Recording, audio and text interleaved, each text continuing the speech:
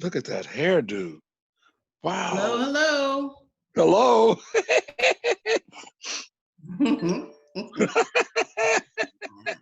What's I love it. happening? Yeah. Yes, Al, do you have something to say? We'll start with you. Hold on. I have nothing to Welcome. say. Wait. You have a lot to say. Welcome, everyone. This is Delia Fitzpatrick, straight from Mission Street. No. This is the OMICC meeting. We will commence. Let's do introductions. Today is the great day of Tuesday. Al? Yes. Introduce yourself to the group. Al Harris, OMI Family Resource Center, sort of. I.e. the living room. No. My neighbors in action. Very good. All right, Mary? So there we go. Okay, did you have a meeting before this meeting? What happened? Was there a meeting before this meeting? I can't keep track of them all. No, I did not have a meeting. It may have been David's meeting. It's at 4 o'clock. But he changed it to 4. You changed it to 4? This week, Yeah, yes. I can't keep track of this. 4 o'clock today? Yes. Yeah, I sent you the invite, Mary. Mary, everyone just loves to hang out with you. They want to see you on. Yeah, but do you know how many invites you get? I can't even begin to get them straight anymore. Yeah. Okay, I'm with you. Okay, sorry. Mary Harris, all my neighbors in action. Thank you, Mary. Okay. Mary Evelyn Thomas. Mary Thomas, Mary Evelyn Thomas, OMI. Our special place. I have 2 meetings at one time, so I'm like, wow. All right. Next, we have David Muñez. Hi, everyone. David Munoz with Community Youth Center and Resilient OMI. Thank you. We have Maurice. Hey, y'all. It's Maurice with OMI CPP and Next Door Ingleside. Hope everyone's doing well. Welcome. Bernard, did I get you already? Bernard Monroe, Youth First. All right. Felicia, state your name and your organization.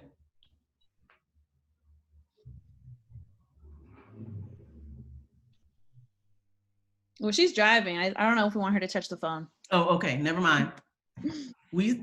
All right. Gail. Hi, Gail Roseboro, 5 Key Schools and Programs. All right. Very good. Laura Padilla.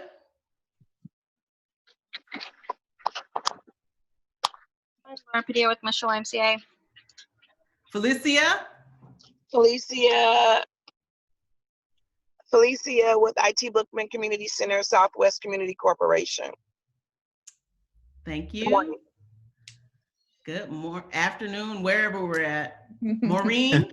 Hi, everyone. Maureen Guerrero with Urban Services YMCA. All right. Patty Clementiak. Let's just stick with Patty Clement with Catholic Charities. Forget the TIAC stuff. It's complicated. All right. Teresa. Teresa Didio, Stone Sun Family YMCA. All right. I think we got, hold on. Monica Chinchit, help me out. State your name, where you're from, and what's your update? Yes. Okay. Oh, so dive right in. Yeah. Right. Cool. Name. So, there we go. Monica Chinchillo, Chief of Staff for Supervisor Safai's office. And just want to say, apologies on Tuesdays that I only joined for like 5-10 minutes. It's because we have our board meeting at 2. And so, all craziness happens right before the board meeting starts. And so that's the only reason why I'm not able to stay the whole time. And so my apologies. And I'm in the dark today because I have no makeup on. So I'm trying to not look like, why are you so tired? What's going on? Did PG&E cut your electricity? No. It's kind of like fake contours or fake shout outs. So that's the only reason I'm in the dark today. You broke. Perfect. Okay, so yeah, so a lot of things happening. The kind of big news is that a lot of our food partnerships, like the World Central Kitchen, who's been delivering 1,800 meals a week, as well as, you know, I know some of the OMI partners and in Excelsior as well are getting fresh produce from the Mission Hub at 701 Alabama to kind of supplement and complement some of the deliveries that you guys are already doing. Those end in the end of June. And so right now we're working really hard to just try to identify new partners and funding to get more resources for long term. Because we're not anticipating COVID recovery is going to happen as, you know, as soon as, you know, shelter in place lifts so that people go back to work. Like, especially for our community, a lot of people have been impacted by job loss, and that's not going to go away in a few weeks. And so we're trying to gear up for long term, at least till the end of the year. So I'll give you guys more of an update in the next few weeks about what we can do to still make sure that our community gets fed. So that's the first thing. Second is, you know, budget that's going on. The different departments will have to submit their budgets to the mayor's office by June 12th. And so we'll kind of have more of an idea about, you know, kind of what may be happening on June 12th. So I'll keep you guys updated about that. Third, and I know this has been a conversation that's been happening in the community, and I apologize if I haven't been as forthright with you all as maybe you wanted to. I'm kind of someone, I don't really like to, I don't want to control a conversation or stir the pot, but you know, we will be having, you know, the issue that happened with YMCA and community members that went down a couple weeks ago. The supervisor and YMCA leadership have been, you know, really working swiftly to kind of take action about what we can do to heal, what we can do to really support, you know, Black run and organizations that are serving the Black community, especially during this time. And so they're actually hosting, the Human Rights Commission in partnership with YMCA, Inner City Youth, will be hosting an anti-Blackness town hall tomorrow at 5 p.m. And so if I just got the information yesterday, and so if you want me to, the supervisor put out the invite yesterday on his newsletter, and we're posting on social media today, and please would love you all, like literally everyone here in this forum, to join the conversation tomorrow, just to state your opinions, because I know ICY is not the only, you know, Black run, Black serving organization. I know we already got like 6 of you guys on now, but would love you guys to just share your thoughts, share your experiences, and share what we need to do, because this is a really good time for us to take action and see how we can change. And I know even for like the mayor's side, they're talking about, you know, taking funding away from the police department and putting back into community-based organizations that serve the Black community. And so this is a time to have conversations, to share your needs, and so that way we can best advocate. So please, please, please join. And I'll share that info with you. Delia, do you have it? I do. I'm gonna send the information on the calendar after the meeting. Okay, great. Monica, yes. Monica, when they say that, you know, they're going to take it from the police and give it to the Black community, that usually means the Bayview. Right. And I don't want to take anything away from them, but I want it also to mean the OMI. Yeah. It doesn't happen automatic. Yeah, and know that, yes. Thank you, Mary. Yeah, no, thank you. And know that that's something that the supervisor is like, as soon as we made the announcement, it's like, okay, we're making sure to insert OMI, because yes, it is often, you know, we're left out, but we're making sure that in this conversation, that as we're even deciding, you know, policies or ideas, that you need to remember the OMI. And so definitely know that we've already contacted the mayor's office about that, and that as these conversations and proposals progress, we will make sure that, you know, they're not forgetting the OMI. So thank you. Thank you. Thank you. No problem. So I think that's it for announcements this week. We're trying to figure out if and when we can have a CBO check-in, just because he has retirement board on Wednesday. So I will keep you guys updated. And then in addition, now that, there's, like I said last week, we're ramping up and getting a lot of our projects that were on hold back on track, like the installation of the speed humps in the OMI. We're trying to get these approved with the fire department as soon as possible so we can legislate them and get them installed in the summer. So I will keep you updated about that timeline and when that happens. Merced Heights is still scheduled for the opening in mid-July this year. And Renard, I've been on them like every day about kind of what did you do today? So we're trying to make sure that we, have no more delays with that project, and so that we can get you moved back in as quickly as possible. Yeah, I think that's about it for me for today. Were there any questions that you all had or concerns that I can, work on? Go ahead, Mary.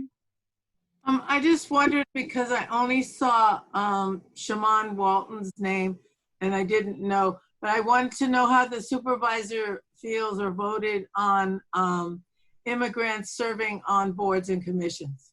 Yes, so he's actually listed as a co-sponsor. Okay, Shaman is the lead sponsor, but he's a co-sponsor. Right. Okay, good. Thank you very much. Yeah, so he's in support of that. Anything else? We're good. How are you guys in terms of summer programming? Are you guys all set up, and is that moving forward? Any issues with that on you guys' end? Okay. Renard? Also, I know, Renard, you're being quiet on me. Come on, Renard. I know you always got something to say. Don't be shy. No, I think the suggestion was from Kathy Milky Meyer about going and seeing if Temple was available for spacing. Cool. Oh, the Temple. Yeah, Temple Methodist. Okay, did she put that in the chat, or was that? She did. No, she just sent me a text the other day, and I don't know. Renard, has that gone anywhere? Not yet. We're Kathy and I are actually getting ready to meet right after this meeting, and Okay. I'm watching like some of my staff right now. We're in the middle of my living room bagging up activities for our kids. Okay. Everybody's multitasking, right? Exactly. I know. Okay. Well, let me know what you need later on, Renard. Okay, I got you. Don't forget Also, we did. my senior center's out of Temple United, so. Okay. No. Okay. So that answers that question. Also, we did receive 3,000 cloth masks from the Human Rights Commission. So thank you, Jesus, for them. Amen. I put this order in March and we just got it, so it's all good. But we want to deliver and make sure that you guys and your organizations have access. So please email me about how many you would like or how many do you need. So all of you guys, everyone, please just email me about kind of potential numbers. Now we only have 3,000 to spread around, but we can make it work. So just email me kind of a request that you have.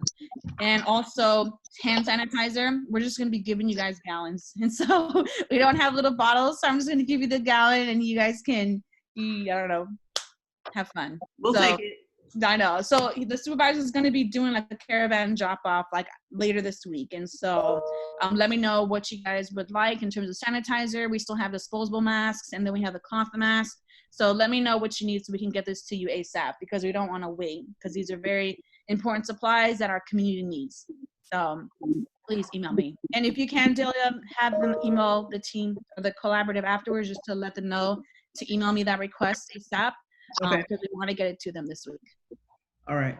All right. Do you want to talk about the childcare meeting we had? Yes. No, that was. Why don't you talk about that? That was good. No, that's you, girl. That's you.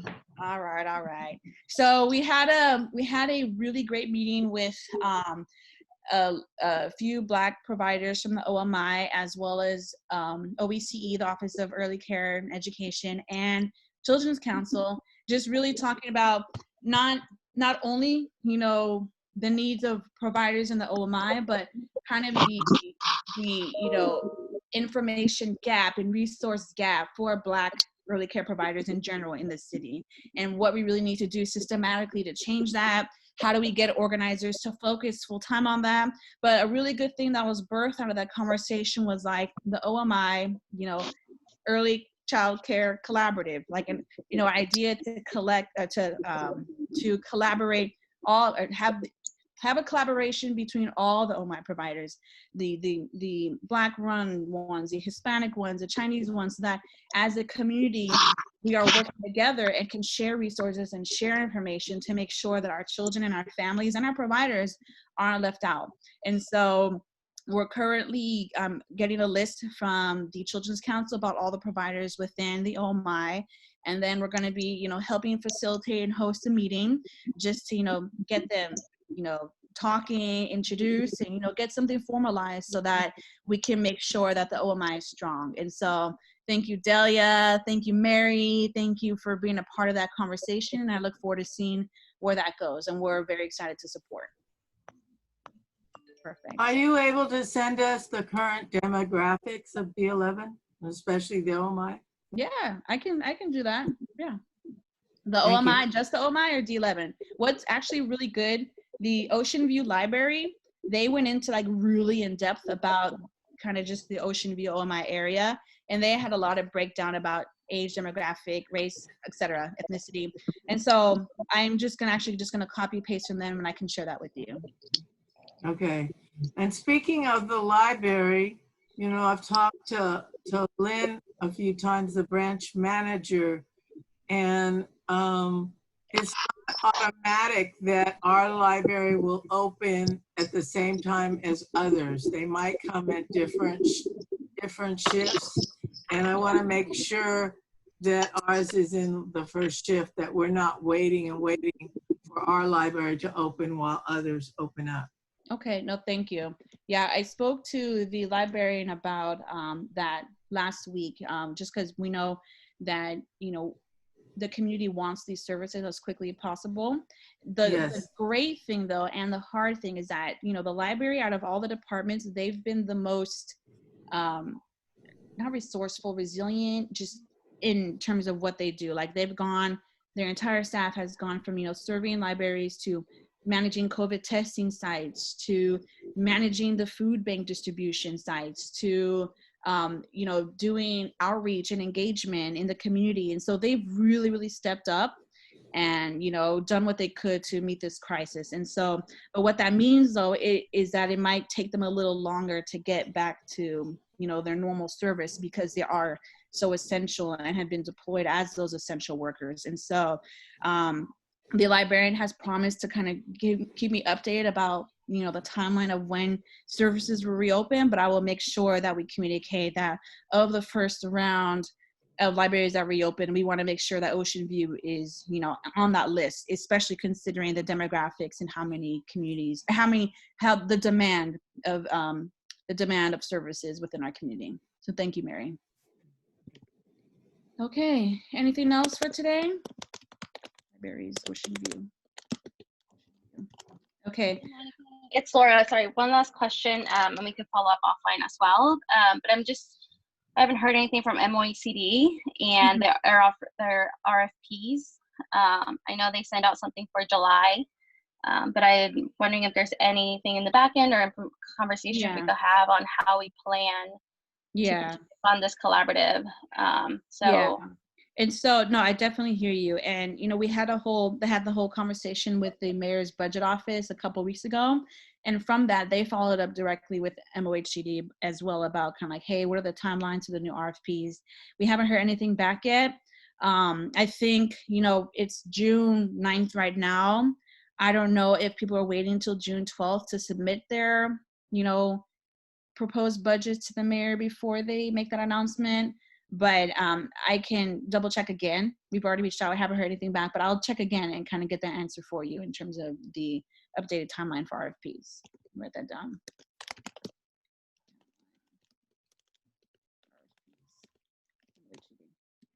Thank you. Yeah, I'll definitely look into that and hopefully I can get you an answer later today. And I'll send these responses to Delia so she can share with you all. Okay. All right. Anything else? Are you all good? Any other emerging concerns or needs I should be aware of? I know it's adjusting and changing as we contemplate reopening and all that jazz, but I have a question, Bonnie Shirk. yes, hi Bonnie. Hi, ni hao. The school district, I'm wondering if you have any more information about the school district opening their outdoor environments. I know that that's been a question and an issue. Yeah, so we know that they don't want to open their buildings, but the outdoor environments. Yeah, so that, and again, just to continue the conversation we've been having offline regarding this, like I've reached out to Dawn, who's the head of facilities for SFUSD regarding that matter, and haven't heard anything back yet in terms of outdoor facilities. I know that even as we discuss indoor facilities, there's all the concerns about not contamination, but just safety, social distancing, cleaning, etc. And so I anticipate it's kind of the same for them as well in terms of the outdoor facilities, just about who would manage, how do we, enforce social distancing. But as SFUSD right now, since they got the state guidelines about how to reopen last Friday, they've been working on kind of what next year is going to look like. And I know that they said July 17th was their date that they're going to share kind of their plans for what next year would look like. So I think everyone's just scrambling to kind of create that plan, and maybe reopening outdoor space has not been the highest priority, but I can definitely follow up and check again to see if they have any new timeline of when they would reopen. Well, I mean, one of the things we're going to be doing a green skills job training with the mayor's office, opportunities for all, and we can work on the streets. There's plenty to do on the streets. Yeah. On Seneca and San Jose and Oneida and other streets, Appleton and in Vernal Heights. But in a way, it's the school district is shooting itself in the foot, in the sense that there a lot of the other outdoor landscapes are just becoming very, very weedy and not maintained properly. And this is an opportunity for the school district to take advantage of, obviously young people who are socially distancing and doing all that, just a small pod as the lingo goes of them, a small cohort. Yeah, I will bring it up to them again. I'm just not sure of, how soon that timeline will be. All right, I just wondered if anybody knew. Yeah. Okay. One other thing that I forgot to mention is that, family child care providers are a huge, important workforce within our district. And, as we've been going through the months of, shelter in place, we know how drastically they've been impacted, not only just because of, immediate closures, but it's different that they don't have a lot of them don't have state support and funding, and, rely on that income to help get their mortgages and rents and, pay for their employees. So Supervisor Safai has been working really, really hard to kind of get them support throughout, these last few months. And thankfully last Friday, the mayor announced that through that advocacy, they're allocating $1 million just specifically for family child care providers and support during the COVID crisis. And this impacts us directly, as we have the majority of family child care providers within the entire city. Like, we have about 50% citywide within District 11 alone. And so please, please, please, we sent the word out via our newsletter, but I wanted to share with you guys as well. Like, if you know any family child care providers within District 11, to apply for a grant up to, I think it's $10,000 to help with, covering rent, everything, wages lost, et cetera, during COVID, have them reach out to the Office of Early Care and Education to apply. We want to make sure that as many people know about this as possible, so that we can prevent those unnecessary closures. So we're very thankful that he was able to, convince the mayor to give those funds. All right, everybody. Thank you all for your time. I got to head out right now, but look forward to seeing you all tomorrow, 5 p.m. And I will send you all updates later today about the questions you guys raised. Thank you. Thank you. Bye. Bye.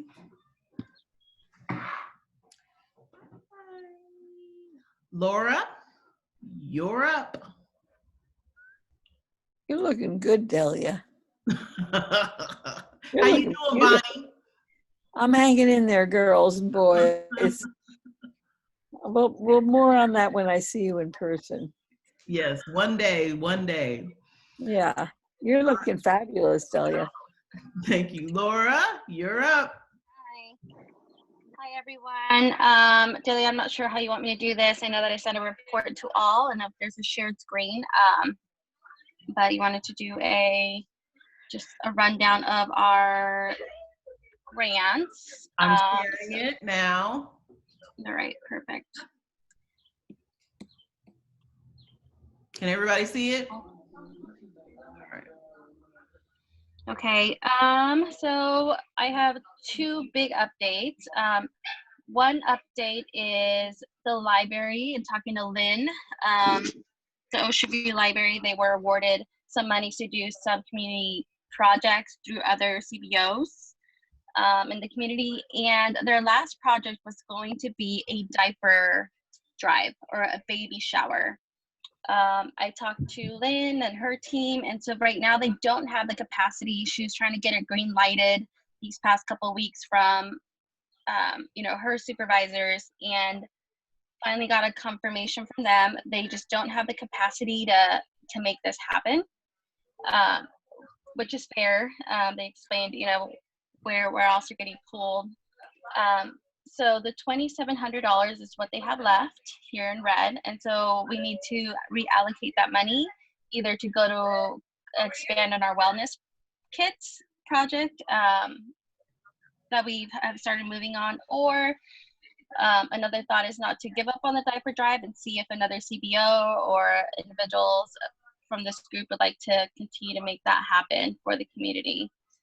The idea was to purchase just like a kit, like our wellness kits, but be it more for toddlers or babies.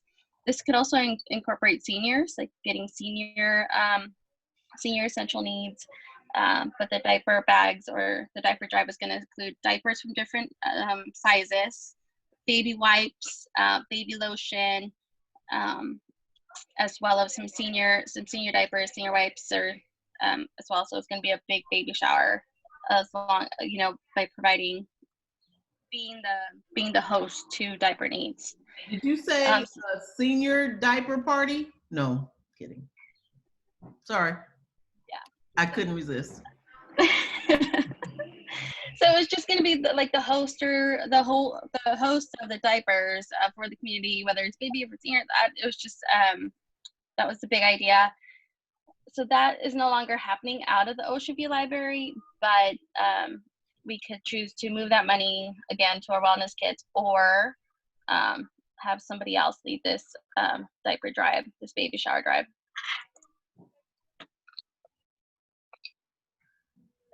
Open for the group. We'd be interested in giving away diapers. HRC contacted IT Bookman regarding whether we would be a host site. I guess they got a donation of diapers or a partner, and they need somewhere to give out diapers. So we're going to start in 2 weeks delivering diapers with our meals and different things that we're delivering. So you would be interested in taking on the diaper challenge or project? Well, not the baby diapers, because I don't really serve babies, so I don't know how to get that word to those, to that group. But definitely the center, if needed, the center could be used as a place for people to pick up. I just don't have that network of people with babies and children. All right. Laura? That works. I know the FRC, the Family Resource Center, sometimes has emergency diapers. I don't know if they'd be willing to take on the baby side of things, like the toddler side of things, or if Felicia, you could be the holder of it, and then we just let people know that you have these items available for them. Right, we have the space. We could definitely do that. You know, as Okay. well as contribute to our kits that we're giving out, our wellness kits that Catholic Charities, you know, has been coordinating. Yeah, Okay. Maureen, I could jump and speak for if we do have diapers now, but we are constantly buying, making other orders. So if we want to just kind of combine this, we do have the capacity to do that at 156 Broad Street.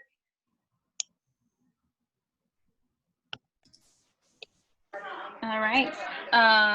Do we want to? Maybe Yeah. we Do you could want to work. work up? Go ahead. Maybe we could work collaboratively to make this all happen between the Okay. three of us. That'd be great. Yeah. Do the outreach.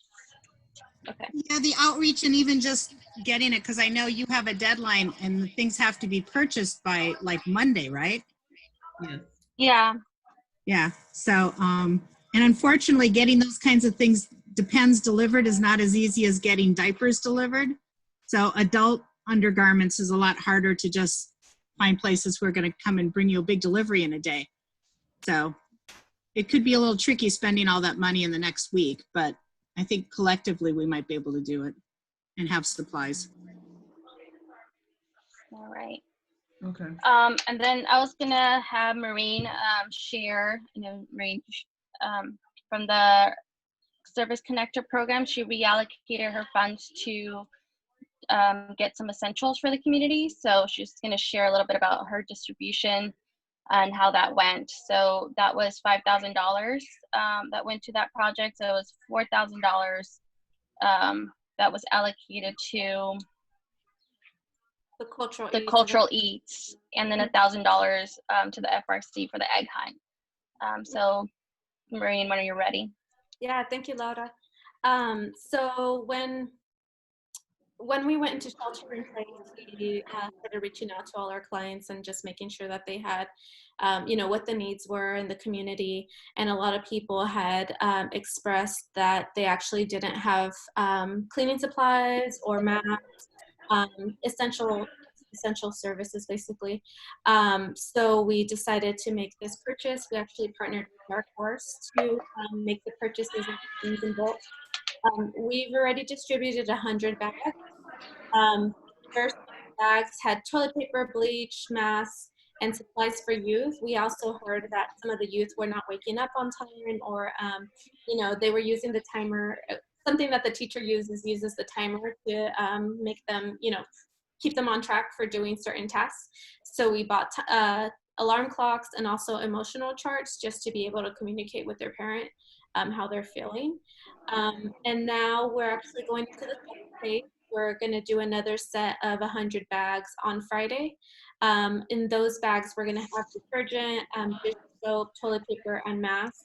And canned juices. We got another donation of canned juices as well. We are going to be delivering a bulk of that to the clients we've been reaching out to in the community.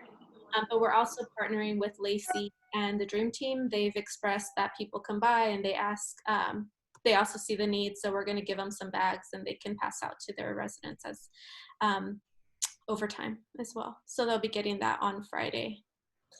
And we're also getting them some snack packs. They mentioned that there are a few people who are dislocated, and so we'll be just making little bags for them to hand out as that comes up. Very good. Thank you. Yeah, no problem. Thanks.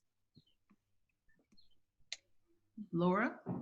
All right, so that those are my two big updates. The other update is I know we go down, so I think I just need to have a conversation with our people who are working on our brochures and our wellness kits. Got a whole bunch of your receipts, and going through them, I see that we've made some purchases for the wellness kits. So I think I just need to just have a conversation and see how much we still need for the wellness kits and how much, if any, is going to CYC. For their support in helping coordinate volunteer efforts. So we do have a remaining, so this $9,000 at the very bottom of the worksheet includes the new additional monies that we are now saving for the library project. So that's just money that just needs to be spent, whether it's for the wellness kits or the baby, our baby diaper efforts. We have $9,000 to be spent in the next 2 weeks. And I know we have some ideas about where that's going. I think I just need logistical information. So I know there's 2 teams working on that, or there's another team on our wellness kits and CYC volunteer efforts. Okay, so the wellness kits, the supplies have already been purchased, correct, Patty? Yes, I ordered them the other day and we spent, I got a discount from them, $6,660 basically. Okay, so that's We spent. still have to order the backpacks. And that was something I was going to talk to you guys because did you want the logo and stuff on it or not? And how much did you want to spend? Because I found 2 different ones that could work. And the prices for 200 of them with the OMI Community Collaborative Health Emergency Preparedness Kit, whatever we put on the last one, that wordage, depending on the backpack you want to order, would be between like $3,000 or $2,200. So I guess the question is, do we want to have backpacks again? Are these the wellness kits that CYC is going to distribute through the resiliency? Yes. Yes. Yeah. So this is not- sorry to butt in, but so CYC is just helping to help the neighborhood distribute it. So we can, although we can aid in distribution, we'd prefer if actually members of the collaborative aided in distribution, which is why we're trying to set up the volunteer assistance program. So Right. If everybody can go into chat and say yes or no, I would appreciate it. So we can get that going. Any other questions? So that means that technically that the 2,700 is the pot, right? That we need to, that we've already decided that Felicia, and it's going to be a collaborative effort to do the adult diapers and the children diapers out of that 2,700, correct? Laura? Yeah. If that is okay, I could connect with Felicia and get her going to make a place that order. Okay. All right. And then and Pat, sorry, yes, David? Delia, for next meeting, can we add just about 10 minutes to talk about how some of the collaborative organizations can contribute to our volunteer assistance program? Sure, man. It's your meeting. Yeah. It's our meet. It's our meeting. Sure. Do that. That's good. Okay. I'm trying to get in it. Patty, I have a question. Yep. Because adult diapers are harder to get, do you need like a caravan of us to go with you to Costco? Yeah, it's the oddest thing. You can order them as a person, but if you do a business delivery, they won't deliver them. So for years, I've had to always go and purchase them in person from Costco. Okay. So it makes it a little bit more of a pain. Okay. And but yeah. If I will, I can be available if you need a caravan. Anybody else want to caravan to Costco within the next week? What I was also going to suggest is EJ's been renting a van to go pick up these 200 boxes of fruits and vegetables. So if we want to coordinate when we have the U-Haul, so I know that we have it on a Thursday. We could probably keep it for, till the next day, or do it the next day, so we already have a U-Haul, and we don't have to have 5, 6, 10 cars, just one U-Haul. That's great. Beautiful. Look at that. You know, while we already have it, Costco ain't but, 10 miles away, so. That's great. That's great. Very good. So we will coordinate the pickup of the adult diapers and the baby diapers. It looks like everyone is in agreement regarding the backpacks with the logos. So the only other thing is, David, you have enough money to coordinate to your fees out of what you've been given, right?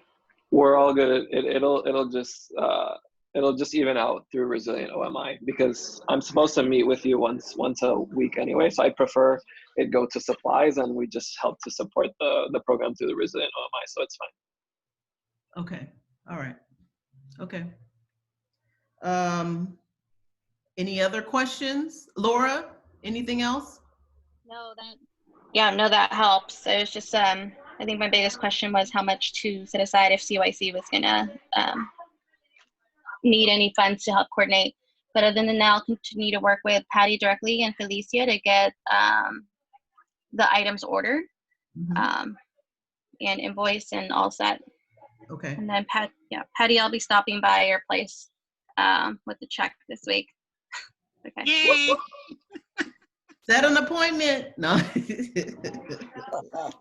if I'm not here, staff are. Okay. Thank you, Can we Laura. make sure that we don't leave any money on the table, please? Right. No, I'm counting every penny, making sure we're using it all. It all stays it all stays in the OMI. Can you send a copy of this latest spreadsheet? Yeah. Not this morning for you, Patty. Yeah. Thank you. You're welcome. Question, just to be, is the Excelsior spending all of theirs? They are. They have a lot more extra funds than this group does. A lot of their events were spring events. And so because there were the shelter in place and they couldn't gather, a lot of it got moved and it's not happening. So they are working with some local vendor, like markets, like Farmers Market, Cordova Market, Red Sea Market on food vouchers. And so they are working with the markets to get some gift cards, get them set up with gift card systems to buy gift cards from the market so that the money can go to our community members in need, but then also help the market at the same time. So really good idea. It's taken us a little bit of time to get off the ground, but it is up and running. They are also working with District 11, with Monica and Asha's office in supporting the pantry that they're trying to get up and running that could model 7-to-1 Alabama. So they were gonna help those efforts. And that project is a 7th-month project is what they're hoping to sustain. So the collaborative funds is going to be used to support that. Okay. So those are the two big projects that the Excelsior Collaborative is working on. Okay. My question for that was because if anybody leaves any money on the table, that means that we don't need it, right? So yeah, if we leave any money on the table, it goes back to MOHCD, right, and back to the city, the big city pool of money that wasn't spent. And they have the discretion to spend that by the end of the year or whatever timeline they're on. So okay, very good, very good. Are you done? I am done. Very good. Thank you so very much, Laura. One more thing, Delia. Yes. It's just, some of you might remember Beth Rubenstein. She was part of our collaborative at the very beginning. And she reached out to me a few weeks ago, and her family's been diligently making reusable masks. So we've been putting them in all the toiletry kits, and we're also going to put them in the emergency preparedness kits. So if any of you guys need them, let me know, because I have a lot here that we'd be happy to share, because we want to make sure people in the community have the reusable masks, at least 2 each person. I could use a bunch of them for the youth this summer. let me know how many you want. Just shoot me an email or something so I know. Okay, how many do you have? Do you have a lot? I've told her I need 400 more for that. So I've got a couple hundred I could. Oh, wow. I've got disposable, but the reusable are the ones I really want to get to, this, you know, the group, the clients that Okay, we're serving. Patty. Thank you. I'll send you an email. Okay. Super. Yeah, her family's amazing. That's amazing. Very good. Are they colorful? Yes, they're of different different patterns and stuff. So I bet they're fabulous. Al, you know you want one. Pal, you're Okay. funny, pal. Anything else before we get into the events, Maurice? Maurice, you're up. Oh, so I posted the event links in the group chat. So obviously tomorrow we have the webinar with Dr. Cheryl Davis of the Human Rights Commission that Monica was talking about. And I've already sent out a blast on Nextdoor and Facebook about it. So, and then on Friday, we have former supervisor John Avalos. He's doing a peaceful demonstration in front of the Geneva Car Barn at 5 o'clock. And that's in solidarity with Black Lives Matter. All right. Very good. Anything else? We have so much going on right now. Sure do. Take a moment, breathe.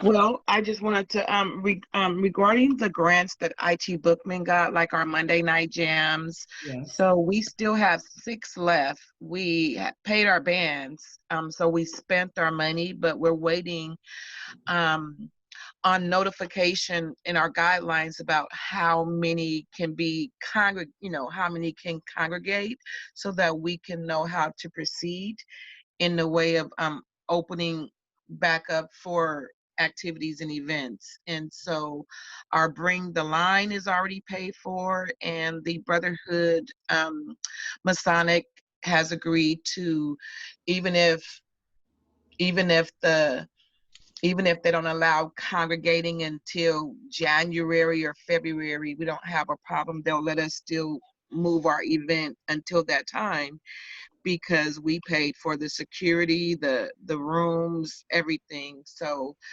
I got a letter from them that whenever we want to pick our date, we can move our Bring the Line event.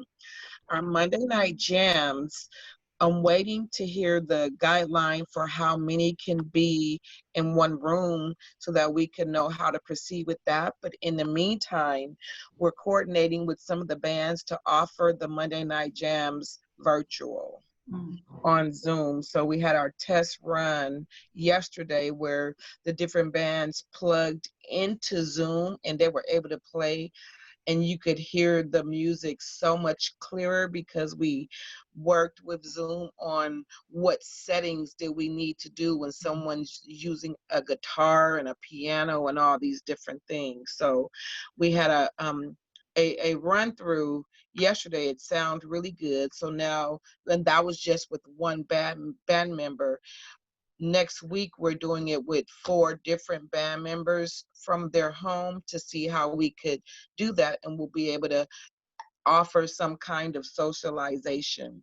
We're also in the middle of that, connecting our seniors to Zoom with this Zooming with Seniors platform that we're going to be connecting our seniors to, which will not just be entertainment, but a place to get them virtual, as well as information from COVID. They're asking about when is the centers going to open, and what about the seniors? And there's still a lot of misconception that even though shelter in place is being lifted, it doesn't include seniors and congregating and what that means.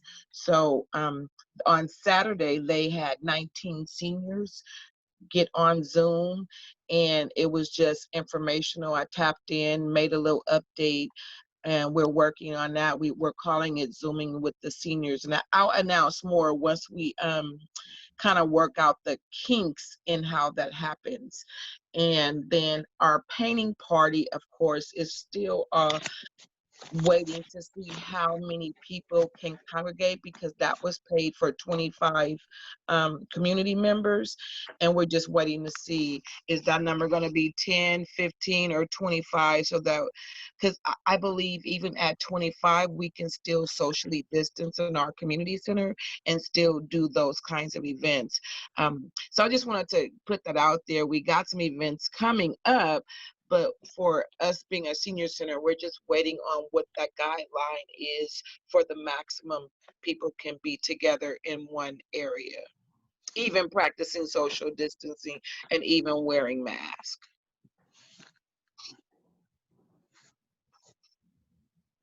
That's it.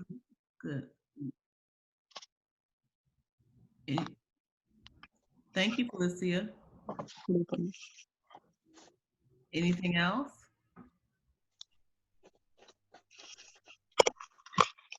All right.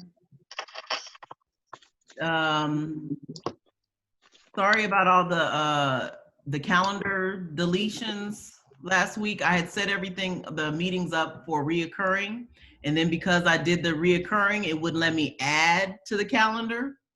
So then I had to chuck it all, and then I guess I violated something and it blocked all my messages. So I'm having technical difficulties. So I'm trying to work on getting a better calendar, since we're on this whole habit now of weekly meetings. And I will see everybody next week. If you have any issues, send an email, carrier pigeon, give me a call. Is the meeting time going to be next Tuesday? Next Tuesday at 1 o'clock. Okay, great. And then tomorrow's anti-Blackness in the OMI is at 5 o'clock. Right. And I will send a calendar invite for that so you can remember. And that's at 5 o'clock tomorrow on Zoom. Great. Thank you so much, because I can't, I think I've used too much color in my head at one time, so my brain is not working. So I appreciate it. Thank you. It's hard to remember. If you don't send it to me on a meeting, I do not remember. So anyway, thank you so very much. Delia, Yes. does this replace our Friday once a month meeting? Because I saw that you deleted that in the meantime while we're doing this. Yes. Yes. Okay. COVID, we're at weekly meetings. No more monthly Friday meetings. Okay, so I could take that off my calendar. Okay. Yes, please do. All right. Thank you very much. And I will upload it to the YouTube channel. Thank you. Thank you. Thank you. Bye. Have a beautiful day. Thank you. Bye-bye. Take care, everyone. All right. Thank you. Wanted to hear Al laugh.